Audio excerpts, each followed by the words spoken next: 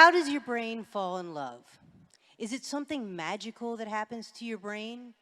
Or is there something biological that happens to your brain that causes us to fall in love? That was my question. This is what we know about love. We know that certain neurotransmitters increase and some drop. Your cortisol level, the stress hormone, increases, causing you to feel nervous, while your oxytocin level increases, causing you to feel amorous. A woman's testosterone goes up, causing her to be more aggressive, while a man's drops, causing him to be more passive.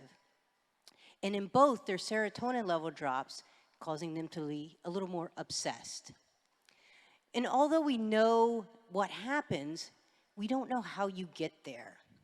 There are certain chemical processes that happen, including the tipping point where you have an increase and also a enzymatic reaction where you have a subsequent decrease. Either of these would fit nicely into that missing section. So I was pondering this, and I just happened to be on vacation. I was visiting my family, and I have a cousin who is a PhD in biochemistry. So I decided to use the opportunity to pick his brain. I told him what we knew about, or what I knew about love, and I said certain neurotransmitters go up, certain ones go down. I think it may be biochemical. I looked at him, and he gave this expression of plausible.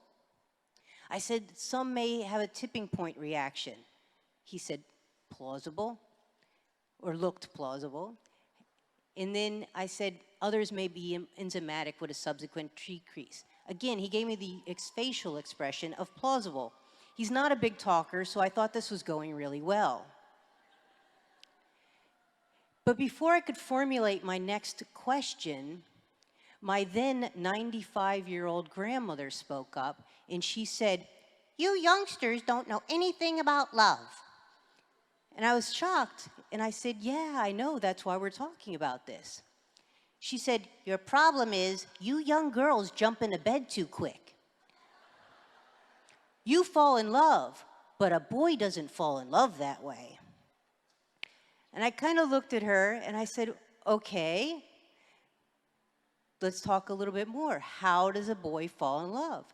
And she said, "Back in my day, a girl knew if she wanted a boy to fall in love with him, she couldn't sleep with him right away." Now, I had heard that stuff before. There was things like the 3-date rule. There's the 90-day rule from Steve Harvey's book, Act Like a Lady, Think Like a Man. But I always thought those were anecdotal. I didn't think there was any science behind it. So I looked over at my cousin. His face no longer said plausible. But I decided to continue with my grandmother because the question was the date. I said, "How long do you need to wait before you have sex?" She says, "You wait until you have sex until he falls in love." Like, okay, well, Granny, how do I know when he falls in love? She says, "Oh, that's easy. You know he's in love when he commits." I looked over at my cousin, and I was like, "What do you think?" And he hung his head, and he just shook it. He said, "Okay, Granny, it's time to go home." I realized he was not buying any of this, and my research had to continue on at another day. I returned home, and I hit the research library. The problem is there's not a lot of research out on how humans fall in love, primarily because of the way we do research. Imagine a guy saying, "Oh, I love you," he falls in love, and a researcher walking up saying, "Congratulations, can I inject this into your brain to see if it has an effect?" You're not going to get many volunteers. So we had to rely on the next best thing, animal studies.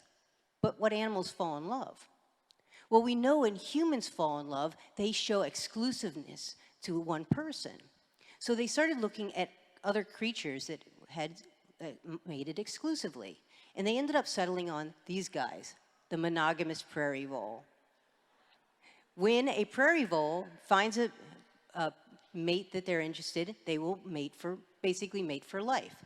So they started looking at the neurotransmitters to see what was going on. And what they discovered was one of the first things that increases is dopamine. When dopamine increases, and if they blocked the dopamine, they would lose that loving feeling.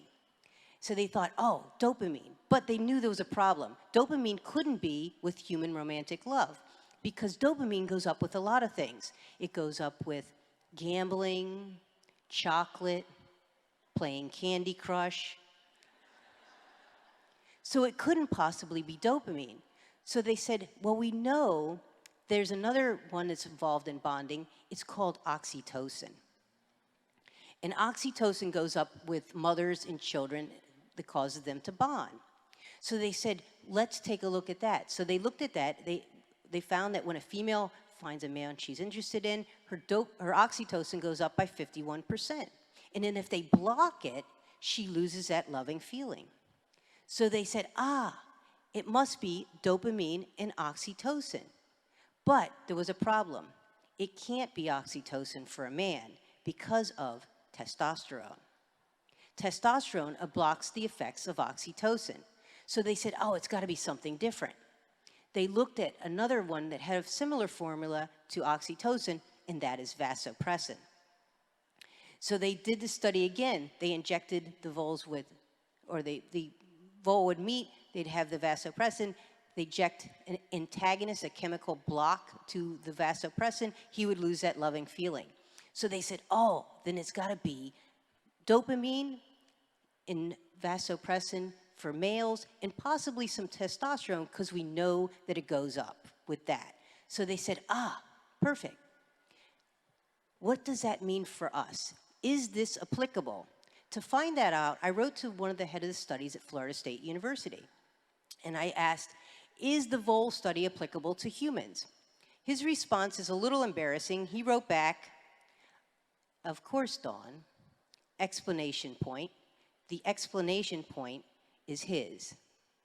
I didn't want to write back for further clarification. That was a little embarrassing, so I didn't have to. Fortunately for me, Tiffany Love from the University of Michigan came out publicly, and she said that she believed that the vole studies in human love, romantic love, were the similar.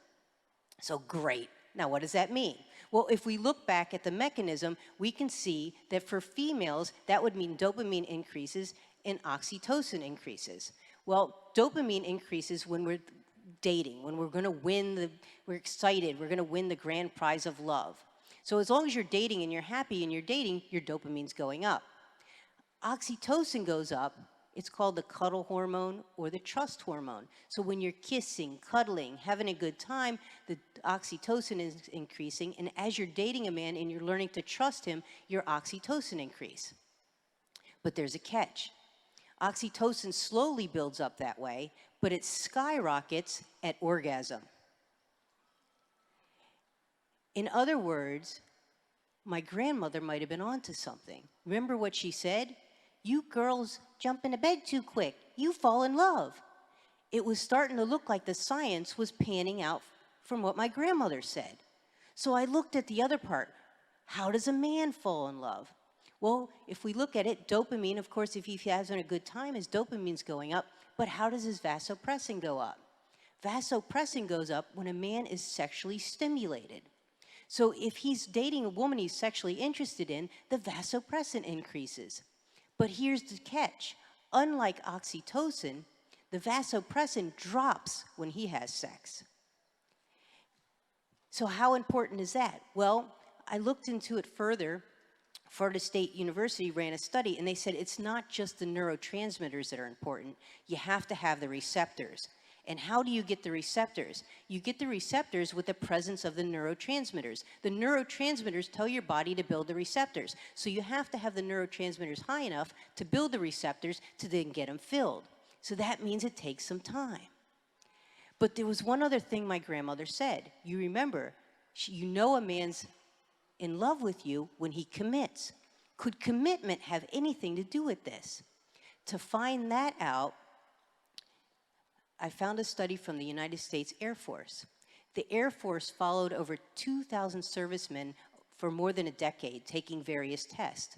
One of the tests that they took was for testosterone. What they found is when a guy comes in and he's single, his testosterone is relatively high. But as soon as he gets married, it drops. Remember what I told you about testosterone? It blocks the effects of oxytocin. Oxytocin is a bonding hormone. So it was kind of looking like it could have something to do with it. But it needed further clarification. Was it marriage or was it actually commitment? They did a study at Harvard University. They took married men, single men, and men in committed relationships. They tested their testosterone. This is what they discovered. Like the Air Force study, the men that were married, or single, had high testosterone, where the men that were married had lower testosterone. And here's the catch. The men that were single, or the men that were married, and the men that were in committed relationships, the testosterone level did not differ. That means that the testosterone didn't drop when he got married, it dropped prior when he committed. So that means my grandmother looks like she was right. Women take a bigger risk and tend to fall in love when she has sex, and men tend to fall in love when he has commitment. So that confirms something for me that I always suspected.